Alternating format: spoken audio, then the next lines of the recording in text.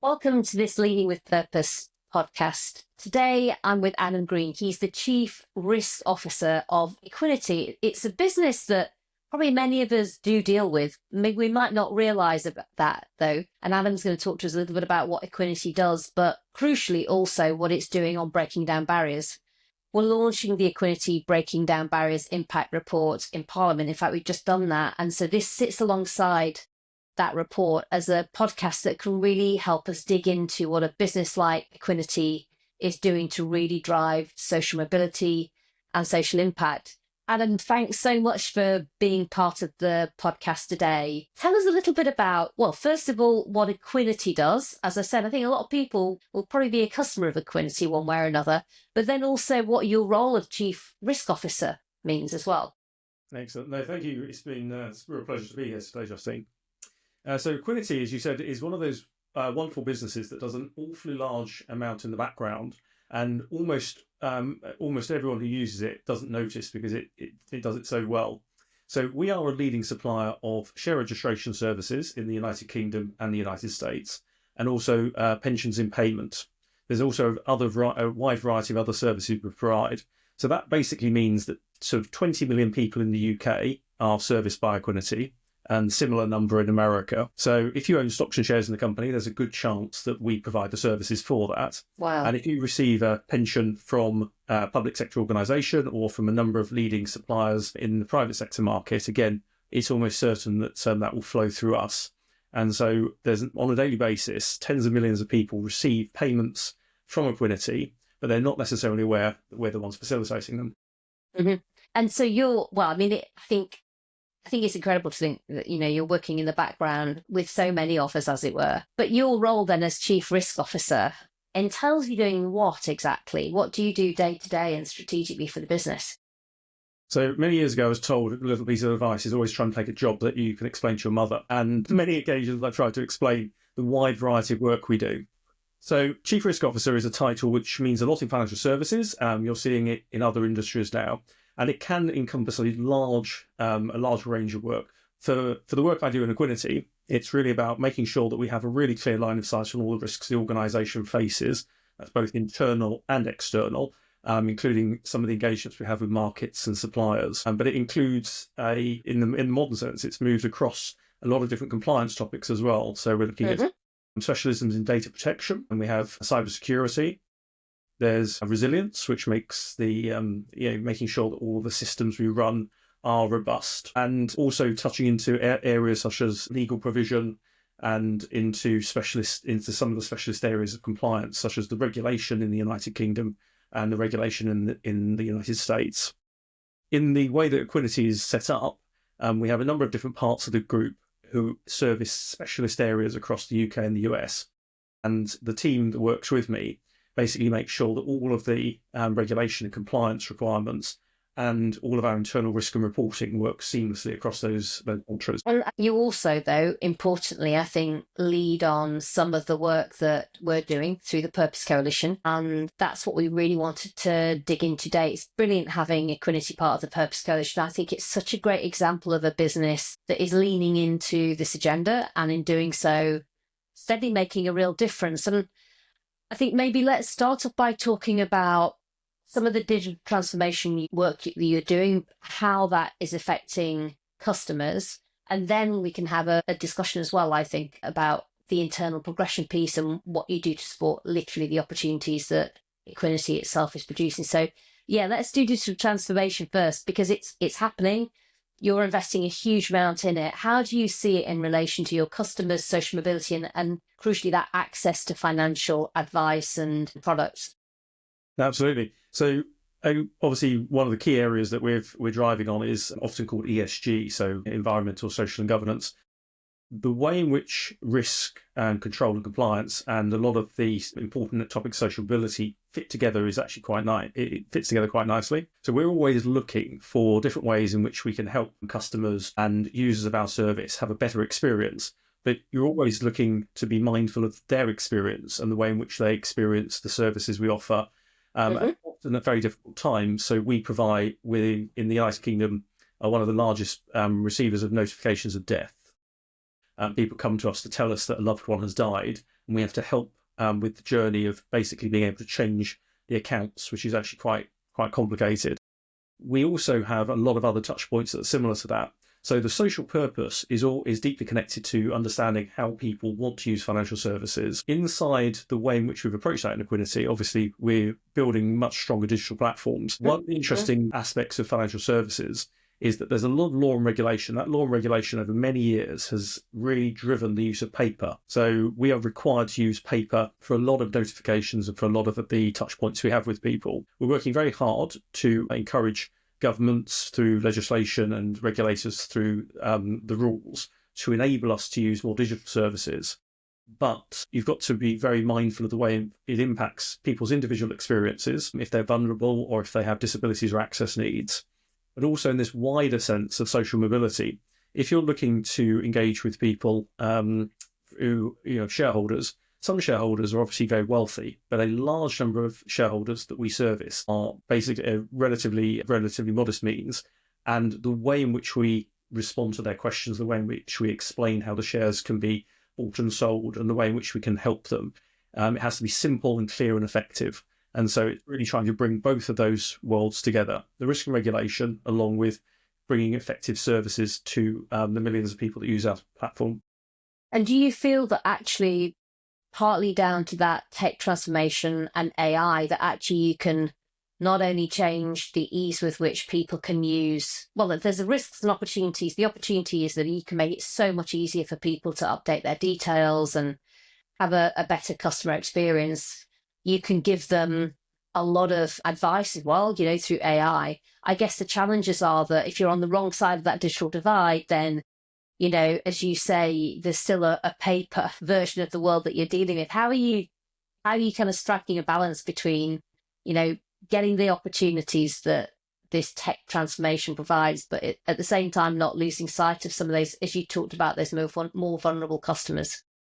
No, absolutely. The specialism of Equiniti is to basically discharge the service you want. We don't provide advice, but we do provide support on how to use our services. The way AI is giving us an opportunity to provide information to people and to help them use the service in a more intelligent way. So in the way in which our service is provided and the way in which millions of people need the service, what they want is the simplest, quickest way to get to work with us. So if they have a stock or a share they wish to sell, or if they're receiving benefits from pensions, particularly widespread public sector pension receipt in the UK, people have questions and queries and they just want a simple, quick answer that's correct.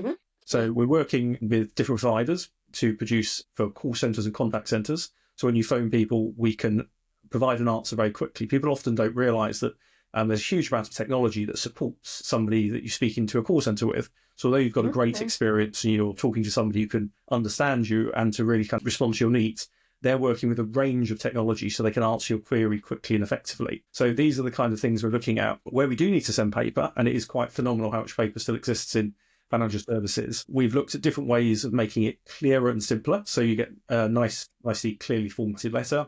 We put QR codes on a lot of material, and we actually find that people respond to that. So that when they see a QR code, people now know that they can follow the link. Once people are used to following the link and used to working with the information online, it really helps speed things up a little bit for them. So it's trying to bring all of this together. And in the way in which we've built technology, we've had different focus groups and working groups where we've brought real users in. We've looked at how they engage with the website. We've looked at the kind of questions they want answered, and also asked them about their experience, about how it feels to use the services. So as we change our services, we're still getting the same kind of user experience and people feel comfortable using the service.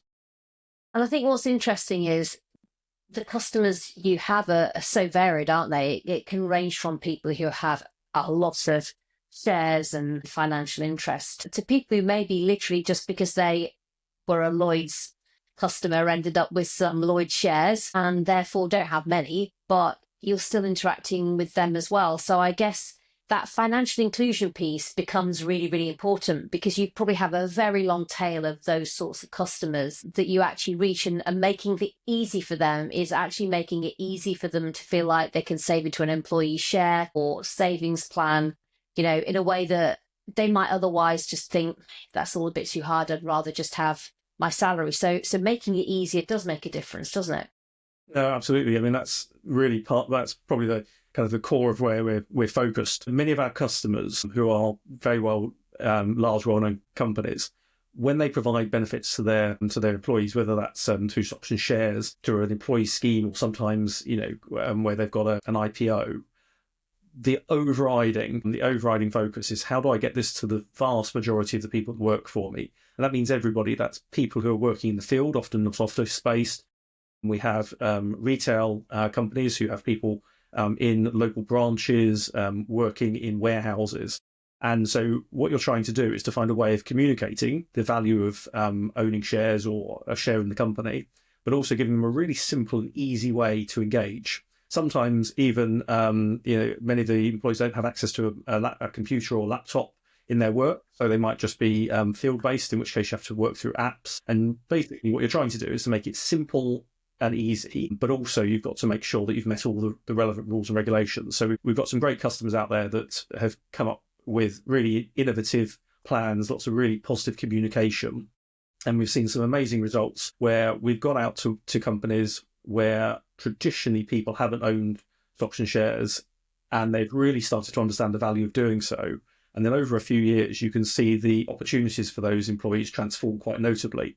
And I think that's one of the most positive things about this industry, which is when you look at it over time, you can genuinely see the link between the issuing or working with people to build share plans at the outset, and then 5 or 10 years later, as those share plans come through, you can see the money that's being given out to staff across the entire country and the positive impact that has on them. And it's literally breaking down barriers. And of course, one of the key focuses that we've got at the moment is we do want people investing in our companies on the stock market. And so all these, that's part of how they themselves get investment to continue creating jobs. So it is this virtuous circle that we can create, but it can't happen unless, as it were, the mass market of people feel it's something that they're able to do for themselves and feel comfortable about it. It's hugely important. But what about, let's turn to the internal piece for Equiniti. Obviously, you employ a lot of people at a variety of different roles. Tell us a little bit about the recruitment approach you've got and how you approach progression, because I know within the business, and we focused on this in the Breaking Down Barriers report that we published, there's a lot of support to help employees really progress in their careers once they've got recruited. Absolutely. This is something we've been working on across Equiniti and across the countries we work in for a few years now. And we've started to really pull it together into a couple of key themes.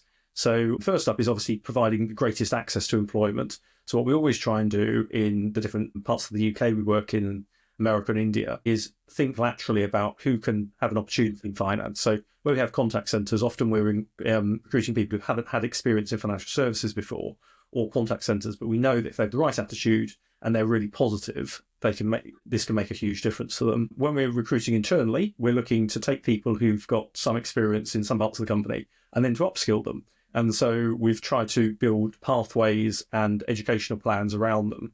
And the UK has a great apprenticeship levy and apprenticeship scheme, and we're one of the few companies that's made almost maximum use of the allowance to make sure that pretty much every penny of the apprenticeship levy can be turned back into actionable education for colleagues. And we've rolled that model out globally, using both in the US and India.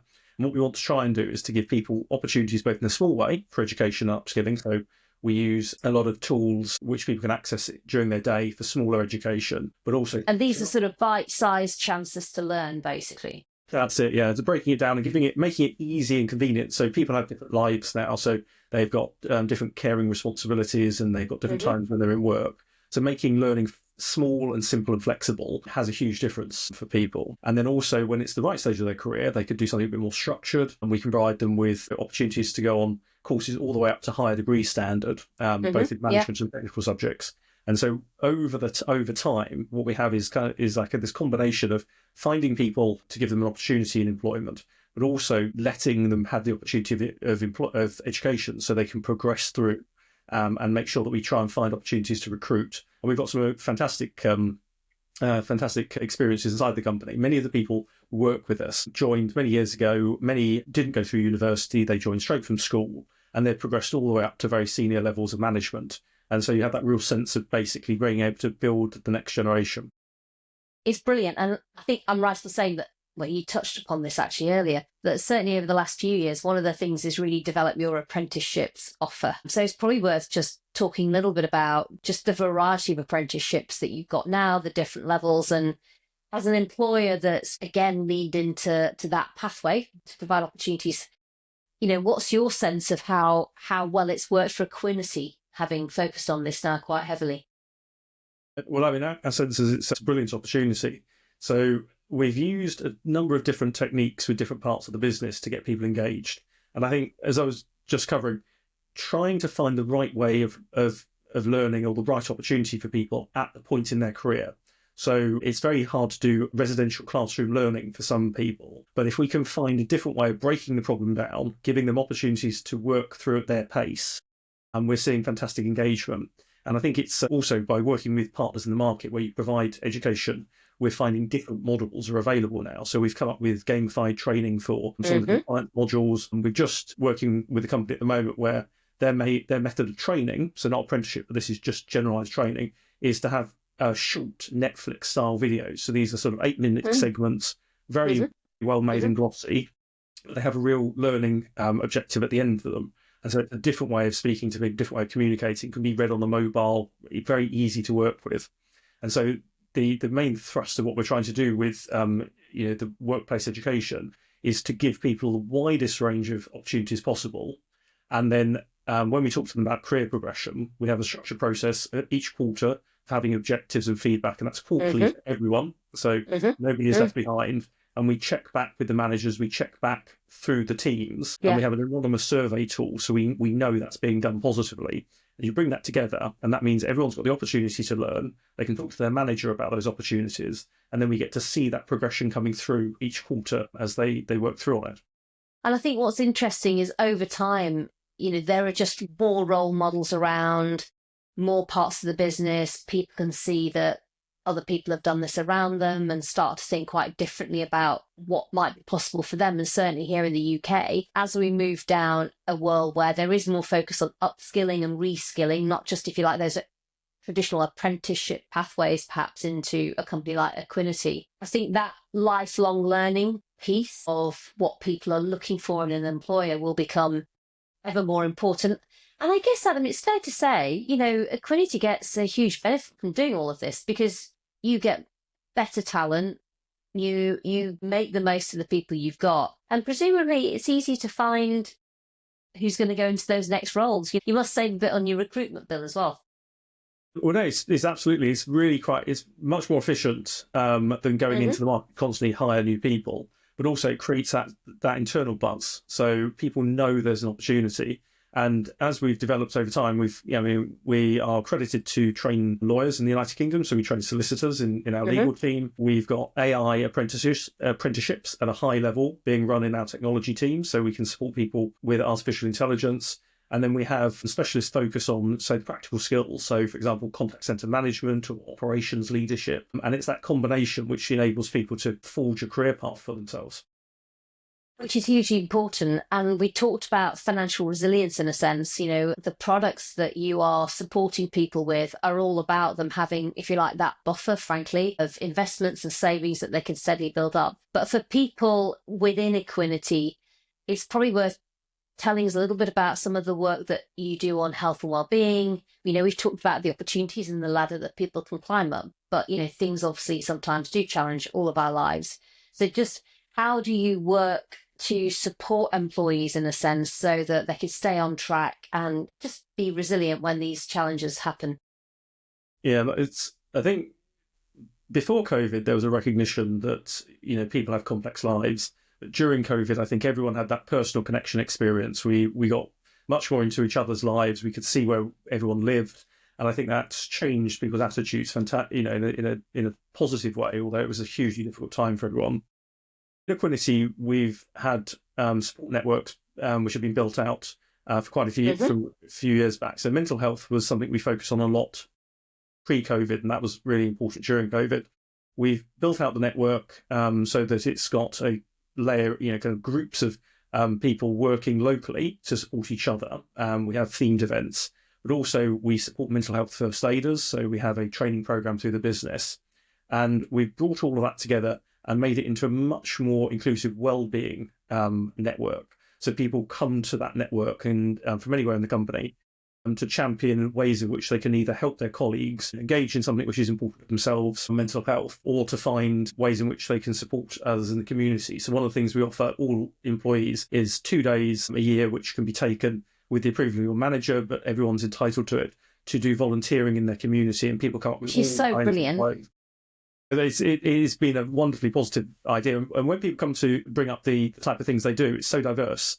You can never quite work out what people are what they're actually doing. And what we've seen is that then provides a kind of a new link, because people can then say, actually, I'm being supported by my employer to go and do some volunteering. And they bring back some positive stories. We've also got a multicultural network to look at the way in which everyone from different communities, both in the UK and across the different countries we work in, can work together. So we share experiences, we share stories about food. Food's a wonderful language for everyone to communicate in, some recipe swaps and recipe books. And you're making me hungry, Adam. Yes, I was going to say, during COVID, we had a big bake-off theme. So people did the baking challenges. It's a huge number of cakes were consumed. But those networks are really driven by people's energy and passion. We have one of the, I suppose, most passionate networks which we've run for a long time, is around ecology and environmental thinking. People have come up with some great ideas. People identified that we could change the sourcing of our paper. It gets quite technical, but when somebody says, actually, I found a better idea, and you can bring it up through a network, it's quite easy to act on. And so what we've got is a good program where people work together. We have network leads which rotate, so which people can apply through the organisation. And that's a great opportunity for someone sort of slightly earlier on in their career to take a leadership position, and then they lead a network, and we give them a bit of time to do that on top of their day job. And they can then start driving their own ideas, and that gives them a whole new outlook on how the company works. We've had some great feedback from that. It's so interesting because some companies are trying out shadow boards, and I think often it's easy to lose sight of just how important some of these network groups are in actually developing staff in terms of decision making, leadership, team work as well. And in the end, I think for all of us, many of us work in organisations, and the risk is you're just in your narrow team and you don't actually find much in common with other people because you literally just don't have any face time with them. But I think these are great ways of helping people realise that you are a community. At the end of the day, you're all in the same place. It's a business, but fundamentally, any business, any organisation is just a group of people who are coming together on a common goal. And I think finding ways to build those links that go well beyond just here's my role in the company and here's your role and we've got to achieve something, as a unit. I think once you can start to tap into some of those broader values that businesses like Equiniti have got, it's just such a sensible way of building those relationships to be far more deep, meaningful and effective. And I think you talked about the volunteering, again, another way for people to really have impact, but also develop those genuine, rich links across the business with people that they can learn from and, perhaps wouldn't have met otherwise. That's it. There's a great sense of community as well that people can build from that, and it stays with people for years. And you still get, we have a history of long service records in the company. So we have people with 20, 30, 35-year service careers. And so in that time, they've built up a lot of deep relationships. And so when you kind of take the opportunity to use their networks and then also to get them to connect across the company, that's when you start to get some really interesting ideas coming forward. And I guess finally, Adam, obviously, Equiniti is doing a huge amount. We've talked about what you're doing externally with customers, all the work you do internally, how your employees are out upstream, as it were, in wider communities, volunteering. But I guess there's also this enabling environment of a policy agenda. Part of the Purpose Coalition work has been the Breaking Down Barriers Commission led by Nick Forbes. What's your sense from a financial inclusion perspective? Because this is so important for social mobility. What's that enabling environment that you need, some of those policy areas that you'd like to see government look at, in a sense, to help you do more of what you're doing more easily, faster, better? What's on your agenda, Adam, do you think?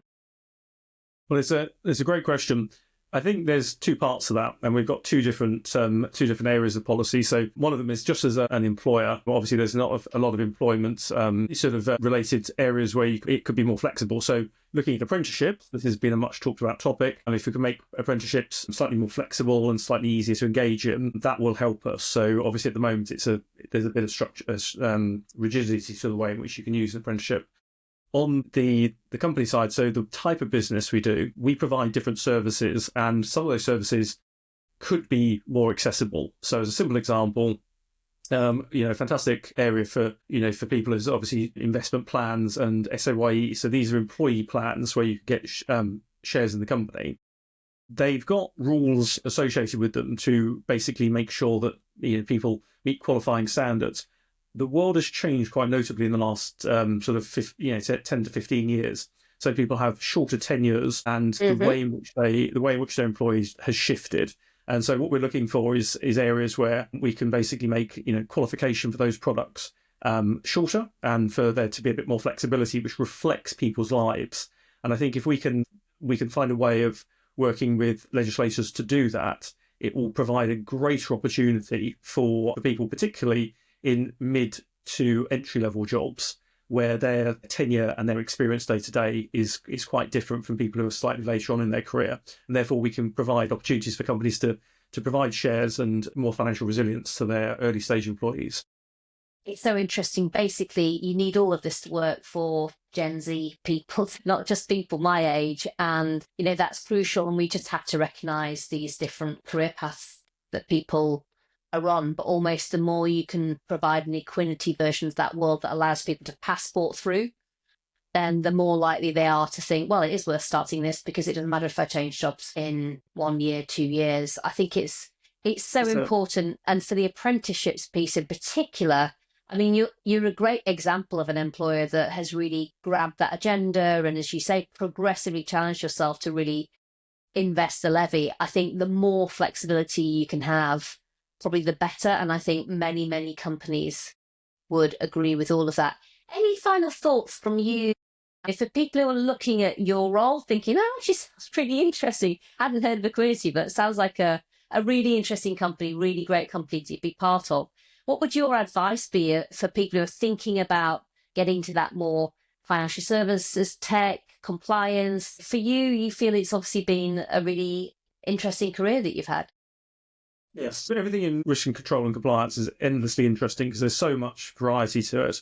I think my overriding advice, and I've worked in kind of workshops and training groups over the years, is there's two parts which are really, really differentiate people, I find, when they come for jobs. Curiosity. Being curious and being interested in things can be such a huge superpower because there's so much change and there's so much complexity. Being that little bit curious and just spending a little bit more time finding out about something can make all the difference. And the other one, particularly for risk and compliance, is that sometimes it's misunderstood. So people see it as a sort of rules-based. It's really rather the opposite. It's what you're trying to do is to produce the very best result, but understand the constraints. So being in risk is not about not taking risk. It's rather the opposite. It's about understanding which risks you should take and which risks are acceptable to take, and then communicating them to your colleagues. So you have to be very good at communication, but you also have to spend that little bit of time with that curiosity to work out what the right thing to do is. So if you bring both of those together, the technical skills, learning about rules and regulations or about law or some of the technical aspects of risk management, all of that can be taught, for example, through apprenticeship schemes. But it's that kind of innate curiosity and that innate desire to want to do the best, which I think is the key to success. And I suppose it ties back to purpose, because in the end, what best looks like and the right approach on risk, what that looks like, really ties back to your company values and, what you're actually trying to accomplish, as all of our podcasters really covered, the approach that you take. Adam, I know you need to go, but thanks so much for being on the podcast. It's just been brilliant. I think people will have learned a lot about Equiniti, also about this kind of quite snazzy Chief Risk Officer title that you've got. But Adam Green, Chief Risk Officer of Equiniti, thanks so much for being on this Leading with Purpose podcast. No, thank you. It's been a pleasure.